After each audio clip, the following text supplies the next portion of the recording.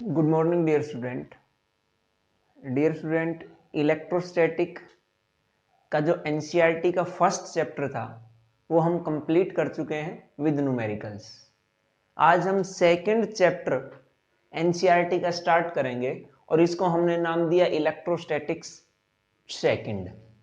इसमें सबसे पहले जो हम पढ़ेंगे उसका नाम है electrostatic potential energy.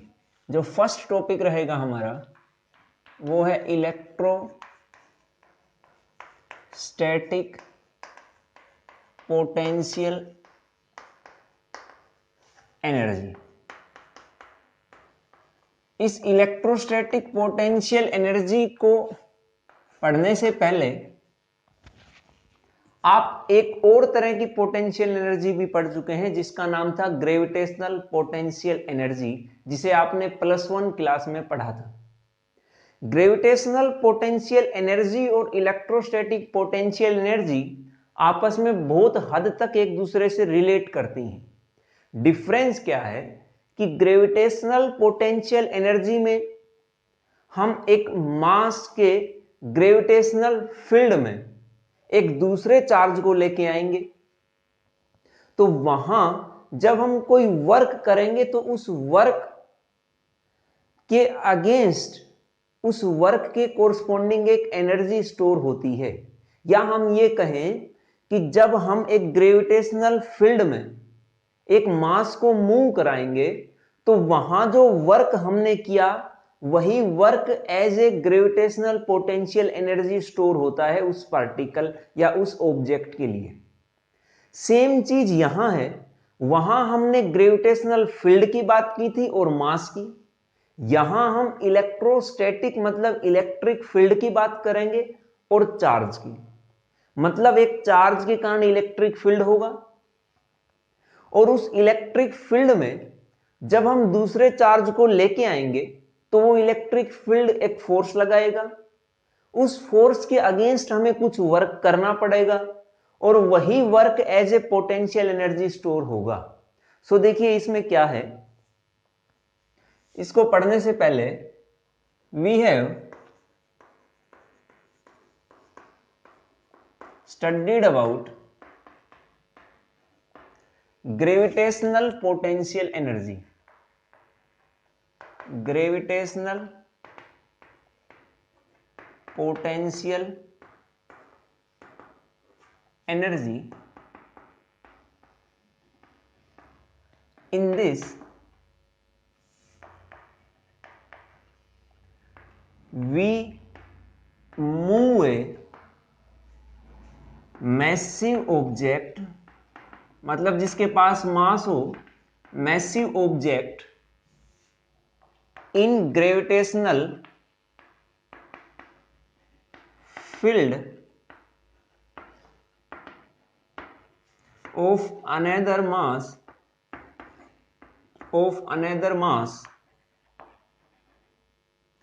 So in this we move a massive object in gravitational field of another mass and we move this and we do some work to move and we do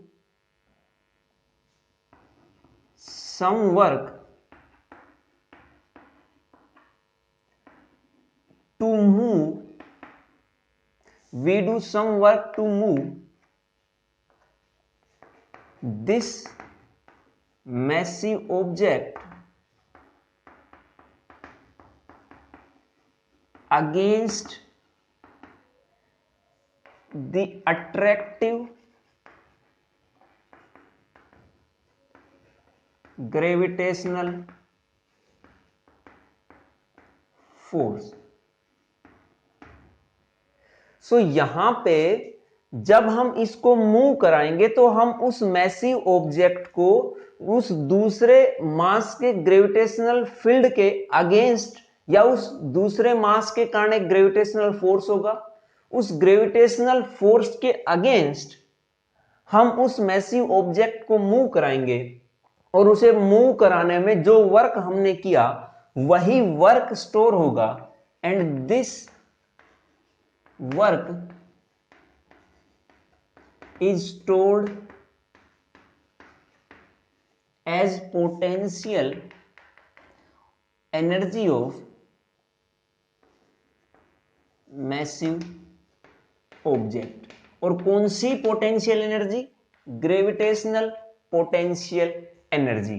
यही work done जो हमने उस attractive gravitational force के against किया, वही work उसमें as a potential energy store होता था। ध्यान रखिए, ग्रेविटेशनल फोर्स जिसके अगेंस्ट हमने वर्क किया वो ग्रेविटेशनल फोर्स कंजर्वेटिव फोर्स है, and the gravitational force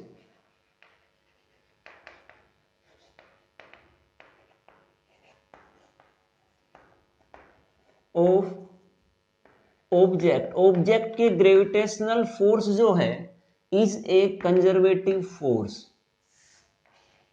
is a conservative force. मतलब जब हम इस ग्रेविटेशनल फोर्स के अगेंस्ट कोई वर्क करेंगे तो वो वर्क केवल इनिशियल से फाइनल पोजीशन के ऊपर डिपेंड करेगा। इनिशियल से फाइनल पोजीशन तक हम जिस रास्ते से पहुंचे हैं उस रास्ते पे डिपेंड नहीं करेगा, मतलब केवल इनिशियल और फाइनल पोजीशन पे डिपेंड करेगा, उस रास्ते के पाथ फॉलोड पे डिपेंड नहीं करेगा। ये कंजर्वेटिव फोर्स के लिए कंडीशन है, और यही कारण है कि पोटेंशियल एनर्जी, आपने +1 में 4th यूनिट में पढ़ा होगा कि पोटेंशियल एनर्जी हम केवल कंजर्वेटिव फोर्सेज के लिए ही डिफाइन कर सकते हैं, नॉन कंजर्वेटिव फोर्सेज के लिए नहीं, क्योंकि वहां काफी कॉम्प्लिकेटेड केस होता है। सो हम केवल कंजर्वेटिव फोर्स के लिए ही यहां पे पोटेंशियल एनर्जी डिफाइन करेंगे। So gravitational force of object is conservative force and the work done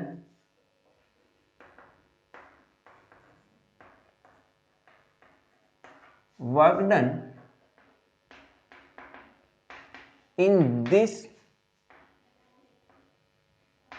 gravitational force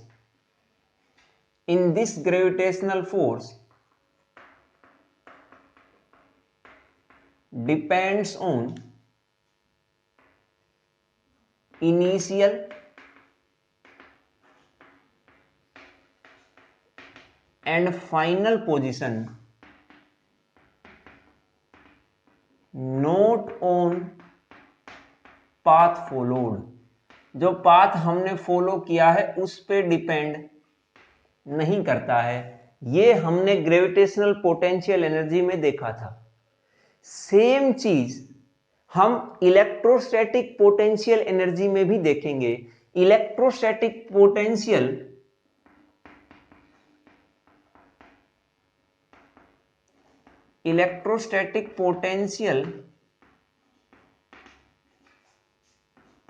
energy is similar to gravitational potential energy. बस यहां डिफरेंस क्या है कि यहां हमने ग्रेविटेशनल फोर्स के अगेंस्ट एक मैसिव ऑब्जेक्ट को मूव कराया था, यहां हम ग्रेविटेशनल फोर्स की बजाय चार्जेस की बात कर रहे हैं, तो यहां हम इलेक्ट्रिक फोर्स के अगेंस्ट एक चार्ज को मूव कराएंगे, ना कि मास को। तो जब उस चार्ज को हम मूव कराएंगे तो कुछ वर्क करेंगे, और वही work as a electrostatic potential energy store होगा। कैसे होगा? देखिए, मान लीजिए कि यहां एक +Q चार्ज आपने रखा। इस +Q चार्ज का अपना एक इलेक्ट्रिक फील्ड होगा, और यहां पे इस इलेक्ट्रिक फील्ड में, इस +Q के इलेक्ट्रिक फील्ड में हम एक दूसरा चार्ज लेके आते हैं। वो दूसरा चार्ज हमने नाम दे दिया +Q, और इस +Q को हम मूव कराना चाहते हैं यहां से लेकर यहां तक। इसका नाम दे दो P और इसका नाम दे दो R। मतलब हम इसको P से R के बीच में मूव कराना चाहते हैं, P से लेकर R तक। अब ये प्लस Q अपने आप तो यहां नहीं आएगा। क्यों नहीं आएगा? क्योंकि ये भी प्लस है और ये भी प्लस है, तो दोनों के बीच एक रिपल्सिव फोर्स लगेगा और इस रिपल्सिव फोर्स के अगेंस्ट ही हमें यहां कुछ वर्क करना पड़ेगा और वही work as a potential energy इसके स्टोर होगा। So now we want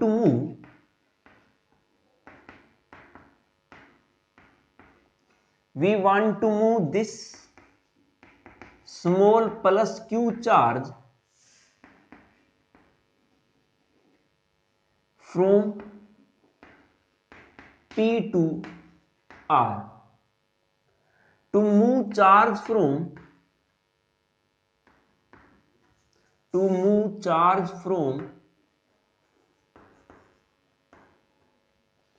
P to R, जब हम इस P से R तक इसको लेके आएंगे तो हमें इस प्लस Q के इलेक्ट्रिक फोर्स के अगेंस्ट कुछ वर्क करना पड़ेगा, क्योंकि यहां रिपल्सिव फोर्स है तो ये चाहेगा कि ये इधर नहीं आए, उधर ही जाए, लेकिन हम तो इसको यहां से यहां लाना चाहते हैं, तो हमें उस रिपल्सिव इलेक्ट्रिक फोर्स के अगेंस्ट कुछ वर्क करना पड़ेगा। So to move charge from P to R, so to move charge from P to R, we have to do some work. We have to do some work against this electrostatic or electric repulsive force, against this electric repulsive force of charge plus Q। इस plus Q charge के electric repulsive force के against हमें कुछ work करना पड़ेगा, and this work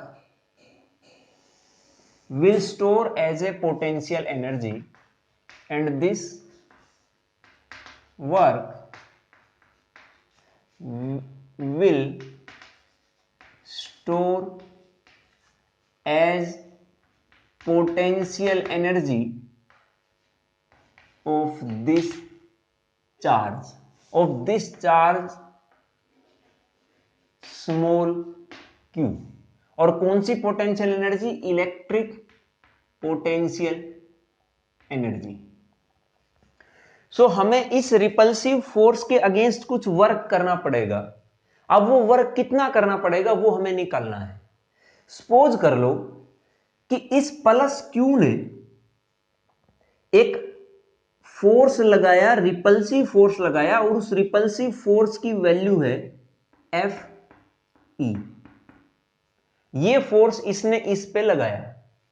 जब हम इतना ही फोर्स इधर से इस पे लगाएंगे इस तरफ, और उस फोर्स का नाम हमने लगाया तो वो एक्सटर्नल फोर्स बन गया है, तो हमें इतना ही एक्सटर्नल फोर्स लगाना पड़ेगा ताकि ये एक्सटर्नल फोर्स इसको खत्म कर पाए।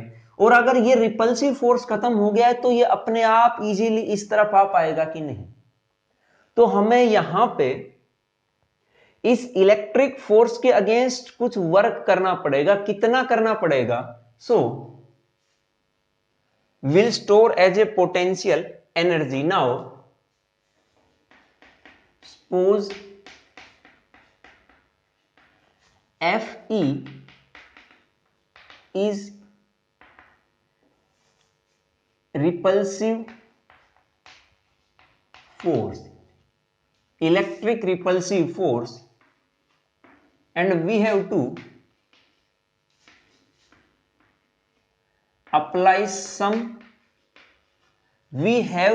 apply equal external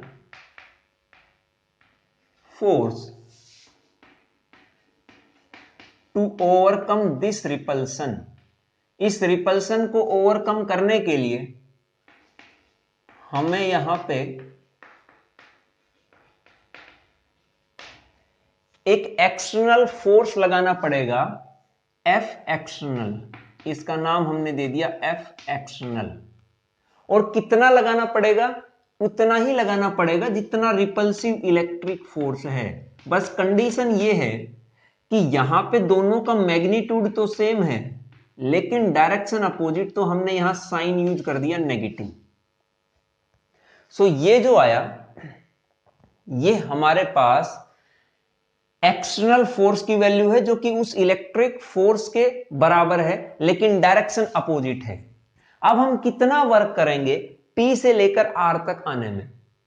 मान लो कि हम पहले उसको एक स्मॉल डिस्प्लेसमेंट कराएं और उस स्मॉल डिस्प्लेसमेंट के against in moving charge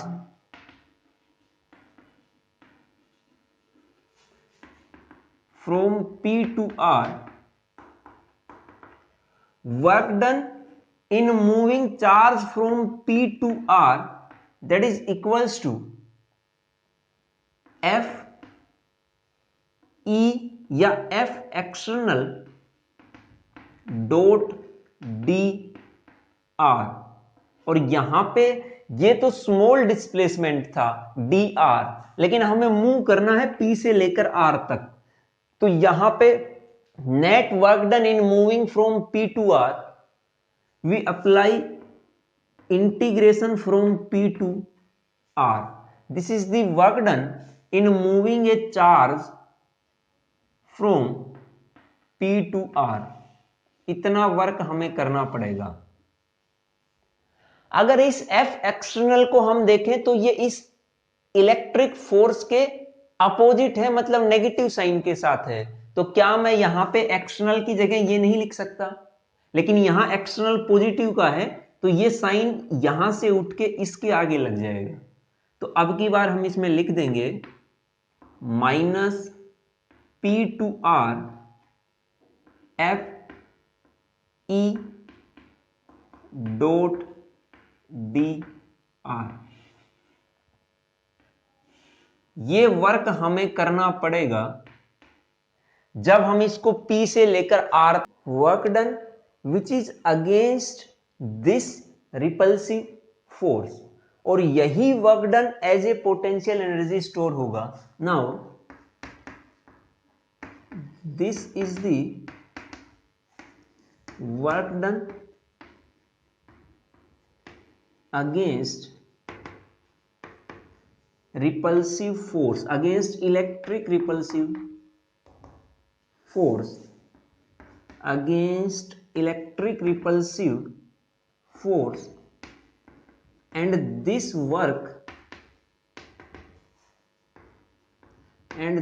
work is stored as potential energy, as electric potential energy। अब अगर इलेक्ट्रिक पोटेंशियल एनर्जी की हम डेफिनेशन देखें तो वो डेफिनेशन क्या आएगी वो आप देखिए। सो इलेक्ट्रिक पोटेंशियल एनर्जी की डेफिनेशन आएगी, it is the minimum amount of work done which is required to move from one point to another point in the electric field of a charge without acceleration. यहां पे जो net force था वो net force हमने zero किया है इस plus Q पे, क्योंकि जितना इस तरफ लग रहा था एक्सटर्नल हमने उतना ही इस तरफ लगा दिया। दोनों फोर्स बराबर हो गए हैं, तो इस पे नेट फोर्स कितना? जीरो। इसी को तो हमने ओवरकम करना था, इसको बैलेंस करना था ताकि रिपल्सिव खत्म हो तो ये इस तरफ आ जाएगा। तो यहां पे जो एक्सेलरेशन है वो इसकी जीरो है, क्योंकि हम एक्सेलरेट करा ही नहीं रहे बिल्कुल, या तो बहुत धीरे धीरे उसको मूव करा रहे हैं, बहुत धीरे स्पीड पे। तो यहां पे जो उसकी एक्सेलरेशन होगी वो वेलोसिटी कांस्टेंट रहेगी, तो एक्सेलरेशन जीरो। हम वेरी नहीं कराएंगे वेलोसिटी, जितनी स्पीड से यहां से लाई उतने ही यहां तक। सो हमने कहा विदाउट एक्सेलरेशन। तो डेफिनेशन आएगी इलेक्ट्रिक पोटेंशियल एनर्जी की, it is defined as the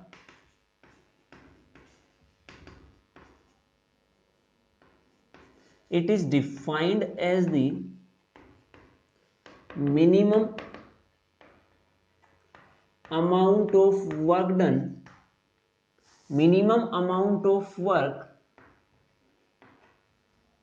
which is required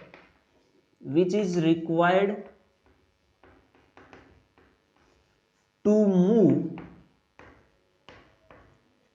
a charge from one point to another point, from one point to another point in a electric field without acceleration.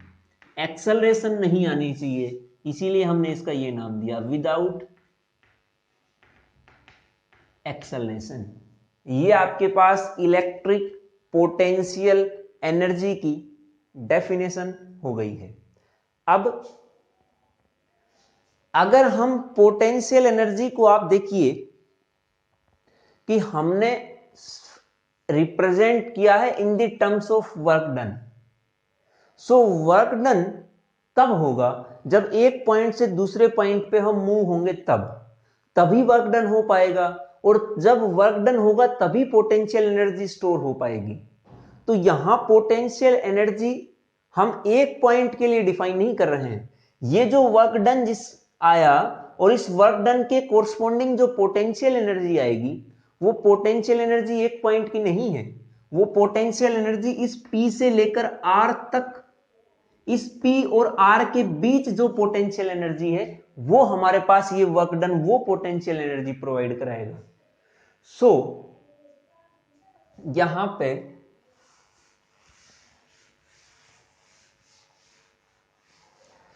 this potential energy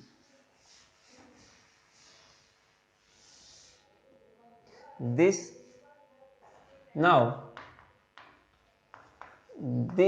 electric potential energy is expressed in terms of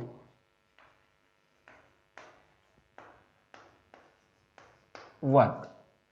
सो यहां पे जो potential energy आएगी वो एक point की नहीं आएगी, वो पोटेंशियल एनर्जी दो पॉइंट्स की आएगी।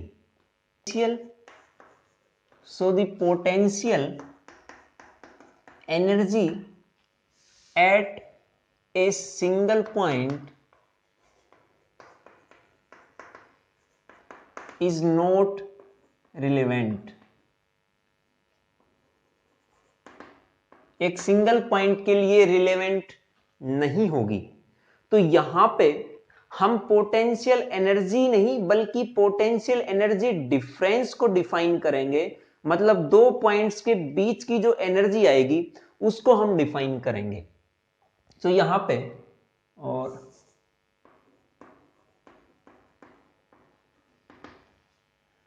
सो we will express potential energy difference. अब कैसे पोटेंशियल एनर्जी डिफरेंस एक्सप्रेस करेंगे?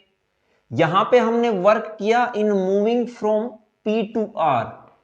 This work done equals to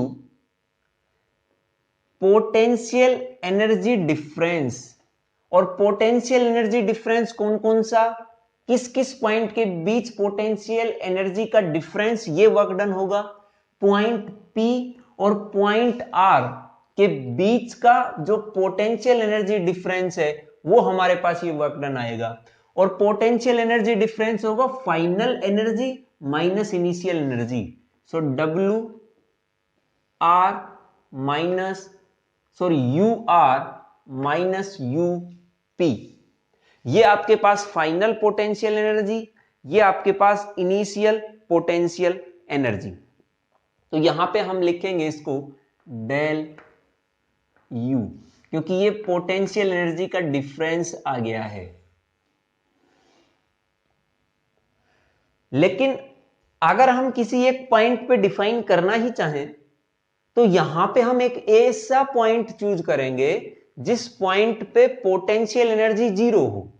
तो यहां पे मान लो कि हम R पे पोटेंशियल एनर्जी डिफाइन करना चाहें तो हम P की पोटेंशियल एनर्जी को किसी तरह जीरो कर दें, तो ये जीरो, तो जो डिफरेंस बनेगा वो UR minus zero equals to UR ही बनेगा। तो हम अब की बार potential energy at a single point कह सकते हैं, लेकिन यहां भी दो पॉइंट्स के बीच का ही था, बस वो अलग बात है कि उस पॉइंट पे जीरो है हमारे पास। तो जीरो पोटेंशियल एनर्जी हम कहां मानेंगे? तो जीरो पोटेंशियल एनर्जी हम किसी पॉइंट पे भी मान सकते हैं, ये हमारे ऊपर डिपेंड करता है। ये कोई फिक्स नहीं है कि हम कहां पे पोटेंशियल एनर्जी को जीरो मानेंगे।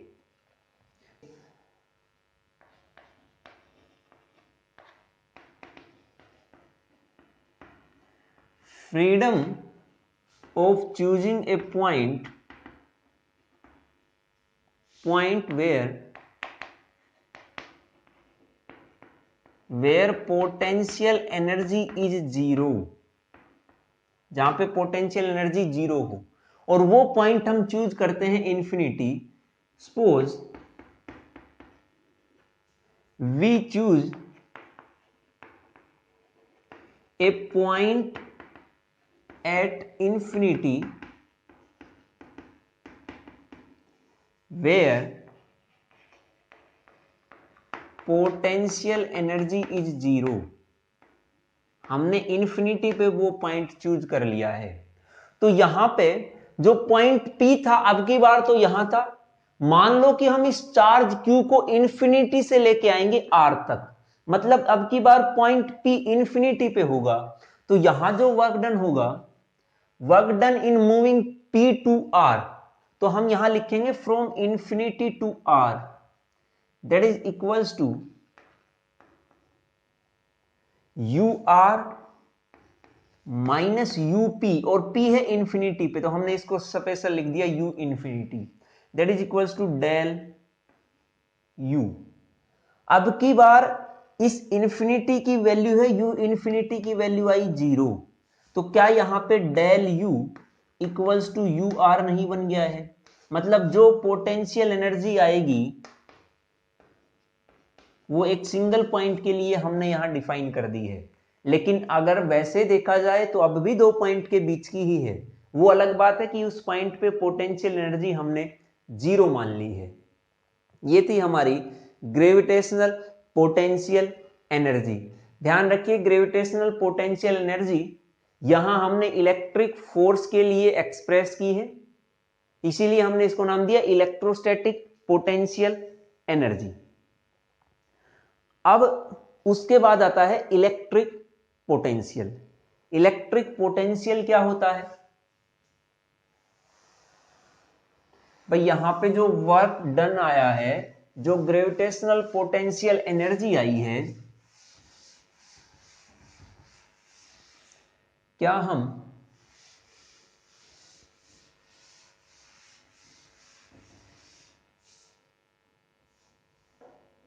इलेक्ट्रिक पोटेंशियल,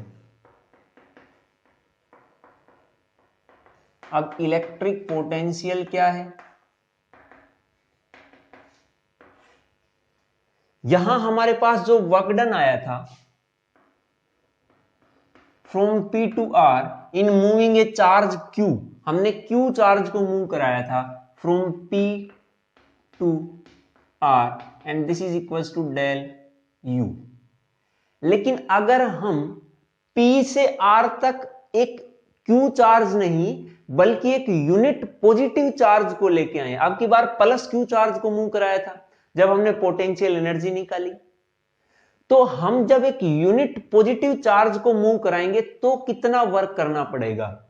देखिए, जब Q चार्ज को मूव कराया तो वर्क करना पड़ा WPR, यूनिट पॉजिटिव चार्ज को मूव कराएंगे तो आएगा WPR अपॉन Q, और यही वर्क एक यूनिट पॉजिटिव चार्ज को मूव कराने में जो हमने किया, ये work equals to UP minus UR था, तो इसके नीचे भी Q आएगा, and that is equals to electric potential.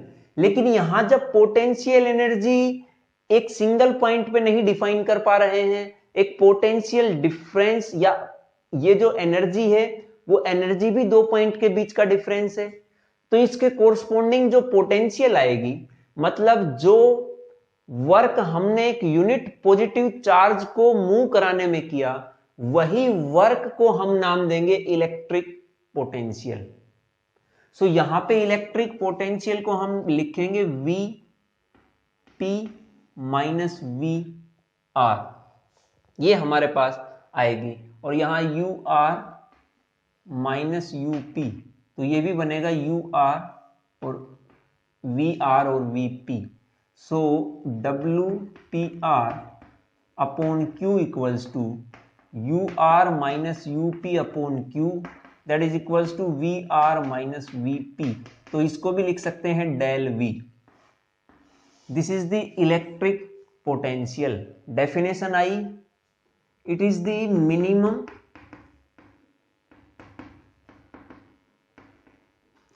Q charge को मूव कराया था तो उसके लिए हमने पोटेंशियल एनर्जी डिफाइन की। अगर एक यूनिट पॉजिटिव चार्ज को मूव कराने में जो वर्क आया उसके लिए हमने नाम दिया electric potential. So it is the minimum amount of work done to move a unit positive charge from one point to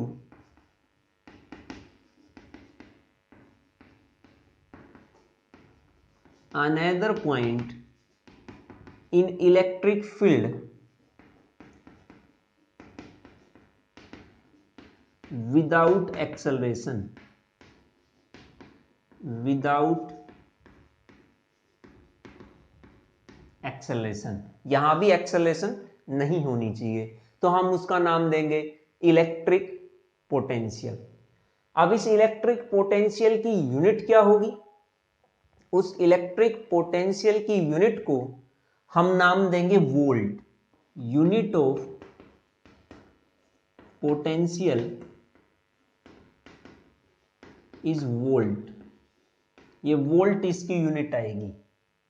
और वोल्ट किसके बराबर आई? वैसे तो potential is equals to ratio of work done and charge, तो जो इन दोनों की यूनिट का रेशियो बनेगा वही इसकी यूनिट बनेगी। तो इसकी यूनिट कितनी? जूल, और इसकी यूनिट कितनी? कूलाम। तो ये जो जूल पर कूलाम आया इसको हमने नया नाम दे दिया, वो बन गया है volt. So unit of electric potential difference is volt and volt equals two joule पर कूलाम। अगर 1 वोल्ट की डेफिनेशन आपसे पूछी जाए तो 1 वोल्ट की डेफिनेशन होगी 1 वोल्ट, और हम कह सकते हैं कि जब हम 1 जूल और 1 कूलाम चार्ज को मूव कराने में अगर 1 जूल वर्क हमने करना पड़े तो वहां पे जो पोटेंशियल होगी वो 1 वोल्ट होगी। 1 volt is the potential difference here, 1 volt is potential difference when 1 joule work is required, 1 joule work is required to move a charge of 1 coulomb. 1 coulomb charge को मूव कराने में अगर 1 जूल वर्क करना पड़े तो हमारे पास आएगी 1 volt. This is the definition of 1 volt. अगर इसका डायमेंशन देखें तो डायमेंशन कितना आएगा?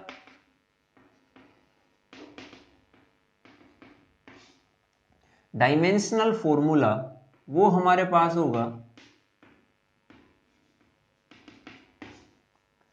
Del V equals to work done upon charge, work done upon charge. Work done का जो डायमेंशन होता है वो आपको याद होना चाहिए और उसकी वैल्यू होती है m1 L2T-2। ये आपके पास वर्क डन का डायमेंशनल फॉर्मूला। चार्ज का डायमेंशनल फॉर्मूला होता है AT। क्यों होता है? क्योंकि current equals to charge upon time, charge equals to IT। I के लिए हमने एम्पियर लिखा, टाइम के लिए हमने T लिखा। So this is the dimensional formula of charge. यहां से हमारे पास डेल V का डायमेंशनल फॉर्मूला आएगा M1 L2 T-3 A-1। ये है आपका इलेक्ट्रिक पोटेंशियल डिफरेंस का डायमेंशनल फॉर्मूला। यहां भी हमने पोटेंशियल जो है उसको डिफरेंस के तौर पे एक्सप्रेस किया है। यहां पोटेंशियल डिफरेंस हमने लिखा है। जब पोटेंशियल एनर्जी को हमने सिंगल पॉइंट पे एक्सप्रेस कर दिया तो यहां भी हम इसको कर पाएंगे। कैसे?